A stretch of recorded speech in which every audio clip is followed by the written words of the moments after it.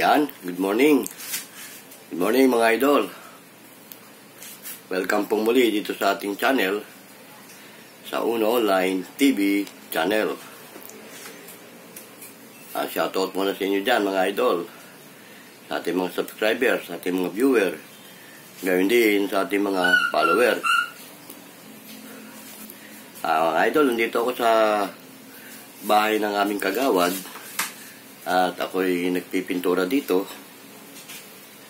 Gaya nga nung nabanggit ko sa mga nakaraang video ko, meron tayong co-partner dito na nagtatrabaho rin, kapwa natin vlogger, si Boss Pabling. Pero finish na siya, ako na lang ang naiiwan. Siyempre, kahit sa construction, ang pintor ang naiiwan. Tulad ko, ako nagpipintura dito. Ayan o, ayan ang kabuuan mga idol. Finish na ang kwartong ito. Yan, ang kesame. Yan mga idol ito ang kwarto ng aming kagawad. Finish na siya. Kaya papunta na ako sa labas. Ito, subaybayan natin. Yan. Ito hindi pa. First coating pa lang. At yung kabuuan doon, hindi pa nagagalaw. Mga idol. Nabanggit ko sa inyo nung mga nakaraan, ang dati kong trabaho kasi pintor. Mga idol dyan, ang mga Ghostbuster natin. Ito yung kasama, si Boyet. Nandito ako ngayon sa bahay ng aming kagawad, nagpipintura. Kung titignan mo ang bahay ng aming kagawad, ay maganda. Simple lang siya, maliit lang siya. Ayun ang kwarto. Ito. Yan. Kaya mga idol, habang nagpapahinga ako, ito muna, nagbablog tayo para makita nyo. Oy. May mama ako nakasalubong, hirap na hirap lumakad. Itong misis ko, ayan mga idol. Hello. Idol Tina, Sheila, Idol Libor. Dito kami ngayon sa bahay ng aming kagawad. Ito nga, nagpipintura ako habang nagpapahinga. Katapos ko lang kumain Anong problema? Nilapitan ako, hirap na hirap siya lumakad. Nakita ko na yun siya kanina. Tapos? Papunta doon.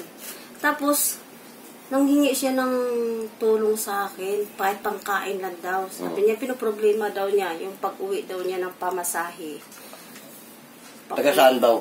Puntang Bataan. Sabi ko, binalikan ko siya kasi binigyan ko siya ng 10, pangkain-kain lang daw niya, wala pa raw siya kain. Sabi ko, sige, bili mo ng tinapay yan.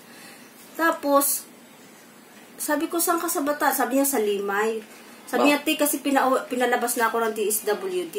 Ba't saan daw siya galing? Sa DSWD nga, kinupkup nga siya, pinalabas na raw siya dahil siniraan daw siya ng kanyang kamag-anak. Ngayon, sabi ko, saan ka ngayon natutulog? Sabi niya, dito sa Lapira, sa labas lang ako nakitulog. Sabi niya, baka pwede hingian mo ako ng tulong. Sabi ko, itry ko lang, susubukan ko kung makakahiram ako. 380 daw ang kulang ng pera niya para makawi siya ng Bataan. Sabi ko, titingnan ko kung makakahiram ako ng pera. Kasi wala pa sa sahod namin katapusan pa ang sahod namin. Sabi niya sa atin, ma-provide mo ako. Tulungan mo naman ako. Umiyak talaga siya sa akin. Kawawa naman. Nawa ko, pilay, hirap na siya lumakad yan, idol. Humingi daw siya ng tulong sa barangay natin. Ang binigay lang daw, 20 pesos. Ano ba yan? 20 pesos? Yan mga idol yung misis ko. Kami mapagkawang gawa talaga. Lalo ngayon, nasa larangan tayo ng pagbablog. Tungkulin natin ang tumulong sa ating kapwa. Naawa naman ako kasi 300. Mamaya, bumalik ka na lang kay Tagawad. Okay, sige. Yan mga idol. 400. Pag sahod ko, babayaran kita pag sahod ko. Kahit ako na lang magbayad sa'yo. Basta bumalik ka muna, i-provide muna natin. Kasi umiyak talaga siya kanina. Mamaya, sabi ko, puntahan mo ako doon sa Gracia. Hanapin mo pangalan ko, balik ka doon.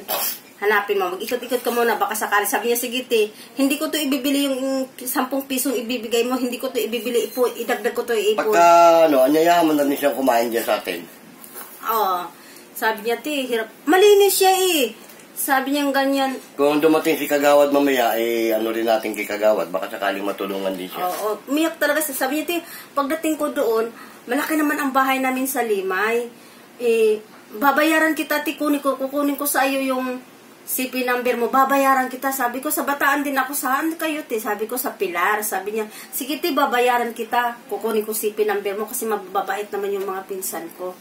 Naawa naman. Bakit daw siya napunta sa DSWD? Kasi nga may kapansanan nga siya. Imbalido talaga siya. Sa paglakad niya. PWD pala siya. Oo, hirap na hirap sa paglakad. Maliit ang paan niya.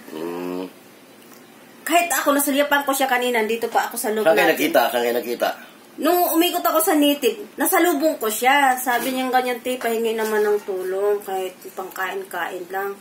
Tapos, binigyan ko siya. Sabi niya ganyan kahit... Ano ginagawa niya rito? Ba't napadpad siya rito? Nag-iikot-ikot nga para madagdagan yung pamasahe niya.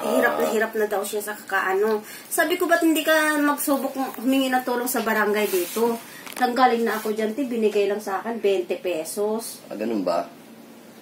Sabi ko, sige, bibigyan na lang kita. Ano na lang kita. Sabi ko, balik ka doon. Mamaya, mag-ikot-ikot ka muna. Mamaya, kasi kakausapin ko muna ang asawa ko. Titingnan ko kung may makukuha siyang pera. Sige. Okay na. Paalam ka na sa ating mga viewer. Bye! Ayan. Okay, mga... Pagkabanggawa, walang-wala naman. Ganyan tayo talaga. Wala tayong pinipiling tao pag humingi ng tulong. Okay na, mga idol, ha? Ayan, nakita nyo yung sinabi ng misis ko. Ha? Mga idol. Yung mga Ghostbuster natin dyan, mga idol natin, ha? Tayo sa larangan ng social media, talagang tumutulong tayo sa ating kapwa, sa abot ng ating makakaya. Tama, di ba? Kaya nga mga idol, shout out sa inyo, ha? Pagigihin nyo maigi ang inyong mga pagbablog para makapagbigay ng magandang informasyon sa ating mga kababayan. Okay, no? Habang inantabayanan ko ang aming kagawad, tapos ko nga lang almusal, ito tayo ngayon, nabalik papahinga, medyo sumaglit tayo sa ating mga pagbablog.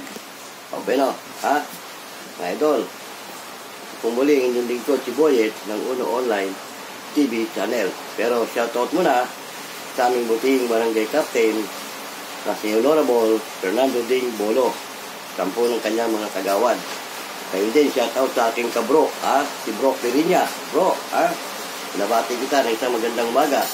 Ngayon din, sama natin sa pagbati ng inyong mga kasamahang PSD dyan. Siyempre, hindi natin makakalimutan ang ating mga barangay staff na bumubuo ng ating barangay. Ngayon din, ang ating mga utility, sama na natin ang ating health at ang mga bantay bayan. Ngayon din, ang mga nasa environmental police na siyang nangangalaga ng ating environment. Lahat ng nanunungkulan sa aming barangay, binabati ko ng isang magandang umaga. Siyempre naman, hindi ko makakalimutan ang ating mga co-partner sa larangan ng lupong taga-pamayapa. Mga panyero, panyera, binabati ko kayo ng isang magandang umaga. Naway na sa mabuti tayong kalagayan hanggang sa mga oras na ito. Okay, no? Hanggang sa muli, samantala muna ako magpapaalam dahil alam nyo naman, meron akong trabahong dapat gampanan.